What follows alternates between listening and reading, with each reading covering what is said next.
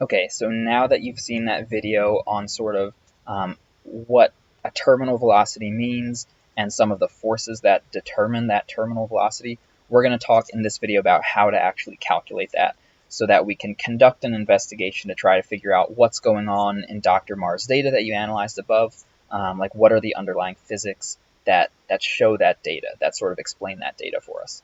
So I have what's called a free body diagram here on the left. So a free body diagram is something that we'll be drawing a lot throughout this entire year, and basically it's a way for us to think about and show the forces that are acting on something. So I have my droplet in the middle here. I guess we've expelled this from a cough or a sneeze or maybe just breathing or talking loudly, and pulling down on this droplet, just like it's pulling down on all of us all the time, is the force of gravity. And then pushing up on this droplet is the force of air resistance. So I've labeled both of these forces with capital F's. That's standard procedure. And then these little subscripts that I have here tell me what kind of force this is acting on our droplet. And the special thing that happens at terminal velocity is that our gravity force is equal exactly to our force of air resistance. And a way that we show that those two things are equal in physics is very similar to probably something that you've done in a geometry class before, where if you have two equal legs of a triangle, right, if these two triangle legs are equal to each other, then you just put little tick marks there. We do the exact same thing in physics. So there's this very special case where when our gravity force is exactly canceled out by our air resistance, we draw these little tick marks to show that they are equal to each other and that we're falling at the terminal or settling velocity. One other note before we move ahead is you'll notice I sort of bounce back and forth between whether I say terminal or settling velocity, but they both mean the exact same thing. They're both the highest speed that this droplet can fall at through the air until it just sort of stays at that speed, falling constantly the whole way down. Now, how do we actually calculate that terminal velocity? So we're going to start with a hopefully familiar equation, and that is the equation for the volume of a sphere, since we're approximating these droplets as a sphere. So that equation is 4/3 times pi times r cubed. And I'm going to show an example of a plugin so that you can actually just be reminded of like how to actually use this equation. So one quick note, 4/3, if you're comfortable with dealing with fractions, I would say you can just use parentheses, 4 divided by 3, close parentheses, and then move ahead. But if you're not, if you would rather use a decimal here, 4/3 is the same as 1.3 repeating.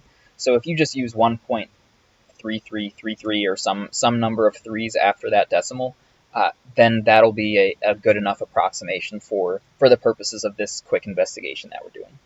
For pi, if you're using a phone calculator like I am and you don't feel like tracking down that pi, again, for this quick investigation that we're doing, it's totally fine to use 3.14159 as just the decimal approximation there.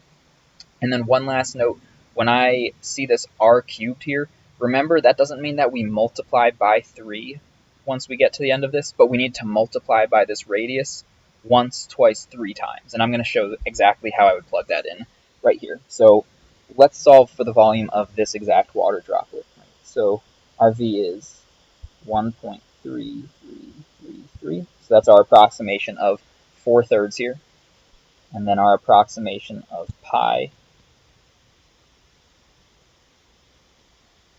And then our radius being multiplied by itself 3 times. So our radius is 0.5, 0.5, and 0.5. So it's really important. That's a really common mistake, is to just do 0.5 times 3 at the end instead of 0.5 times 0.5 times 0.5. And let's see what we get. Time to plug all of this stuff in. Okay, and I got 0.52. And the units on this, it's okay for now. If you are sort of leaving out your units because there's a lot of new material that's coming at you very quickly in this summer assignment, I'll show them here, but it's completely fine if you leave those out for now. But our units are meters cubed for this volume. Okay, So again, hopefully this is a semi-familiar equation, even if it's been a little while since you've used it. You've hopefully calculated volume of spheres before. But we have to use this because we're trying to figure out what this force of gravity is. But in order to be able to use this volume to do that, we need to know the density of water. Right? So we're assuming that this droplet is almost entirely water. And so the density of water at standard conditions at room temperature is right around 1,000 kilograms per meter cubed.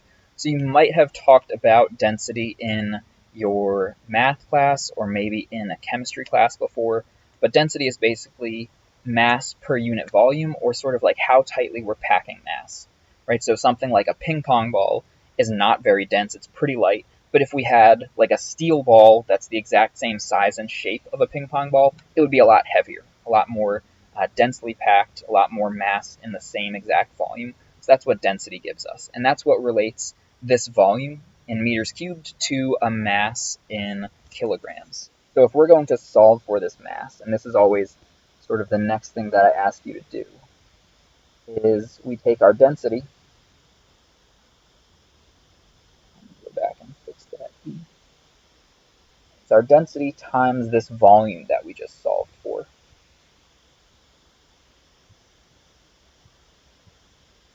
And so I'm just going to take this 1,000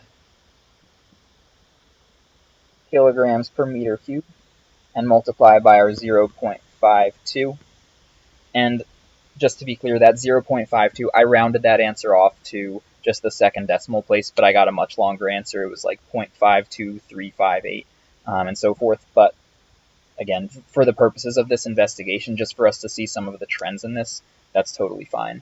So if I multiply that by 1,000, then what I get is 523.6 kilograms.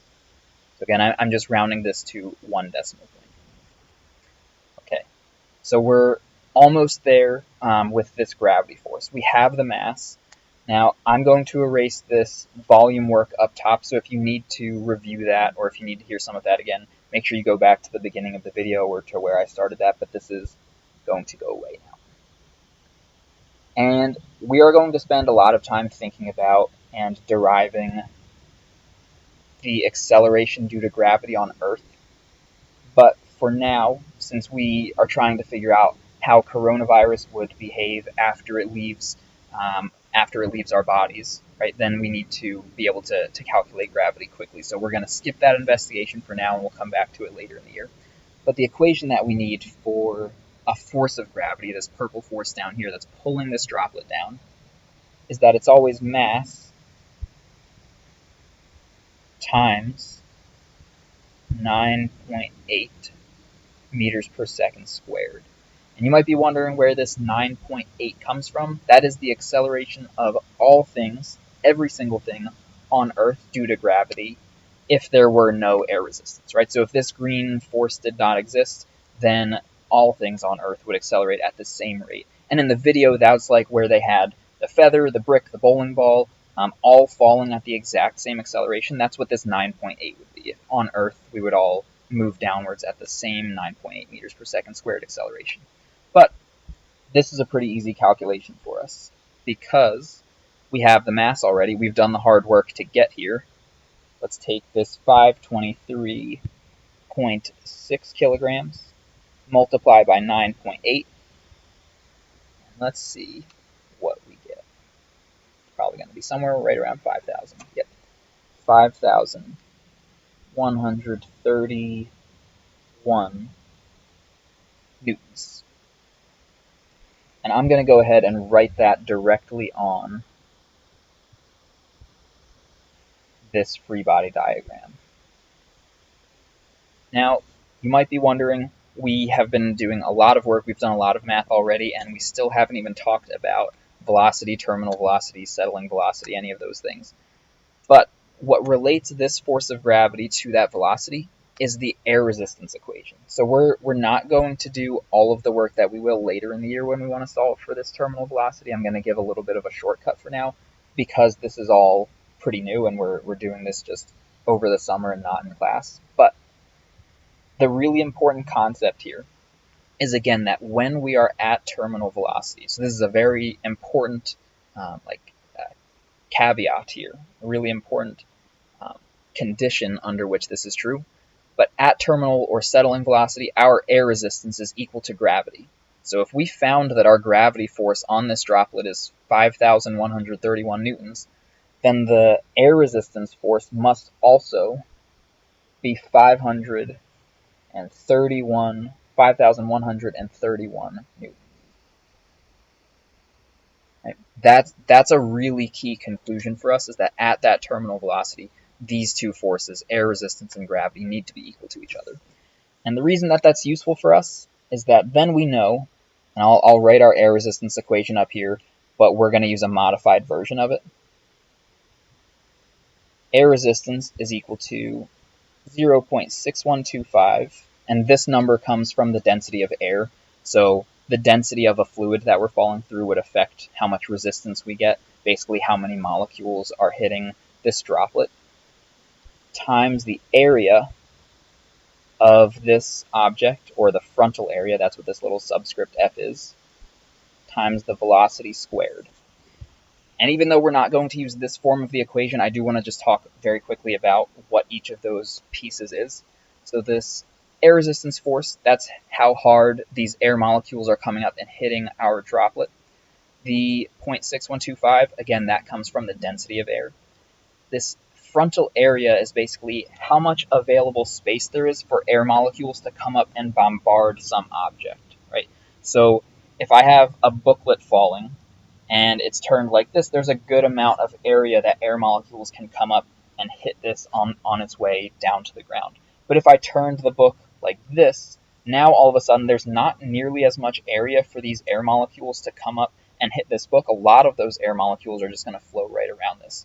So that's why this air area shows up in our air resistance equation, because depending on how much space air molecules have to come up and hit it, that's going to determine how much force they can actually exert on this water droplet.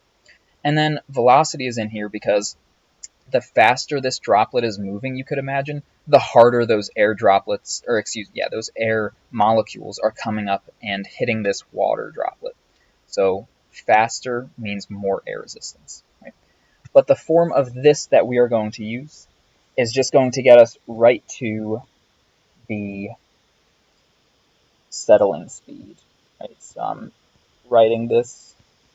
I'm just rearranging this equation for our velocity because that's what we're really most interested in.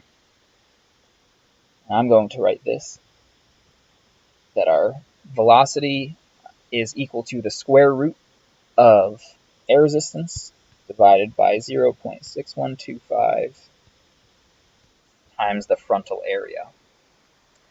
And one important change that I want to make here, if you remember, we know that our air resistance is equal to our gravity. So I'm even going to go ahead and write in that equation that this is equal to the force of gravity divided by 0.6125 times that frontal area. And that's the equation that you'll see in that, in those equations leading up to the problems that you're going to solve now.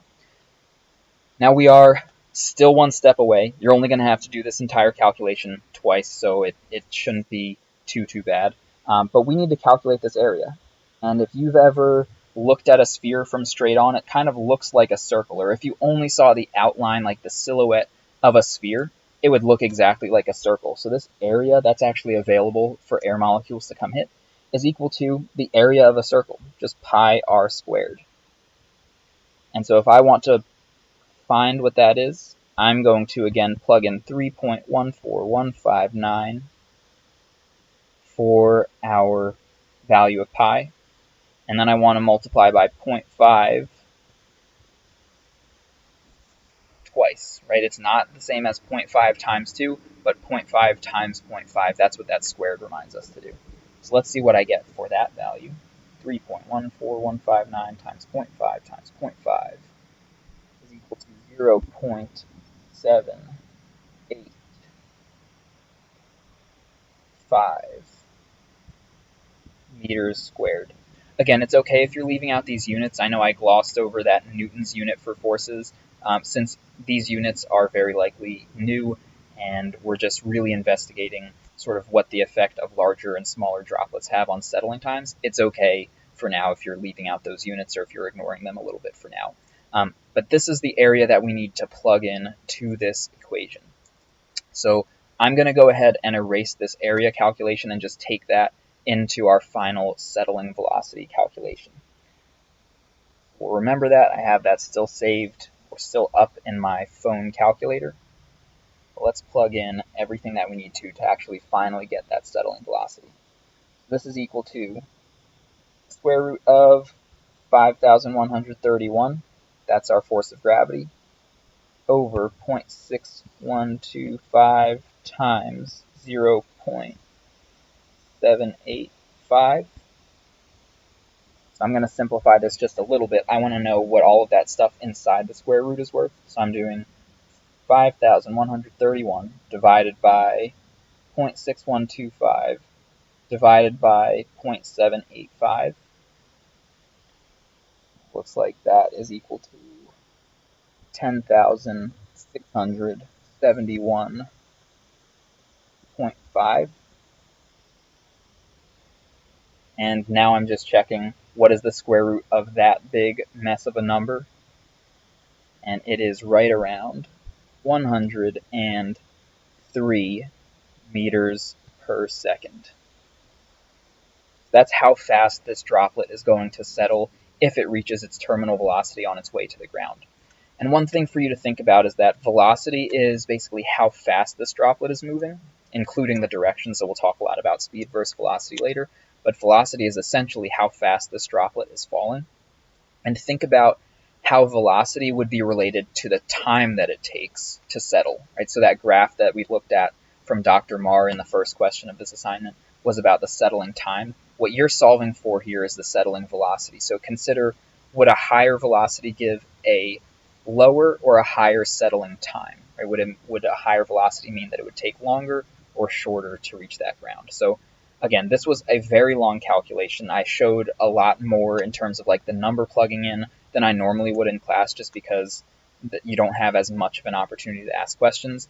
And this calculation hopefully will go a little quicker when you do this on your own than it did for me in this video. But that's basically what we're doing for these two droplets of interest in the work below.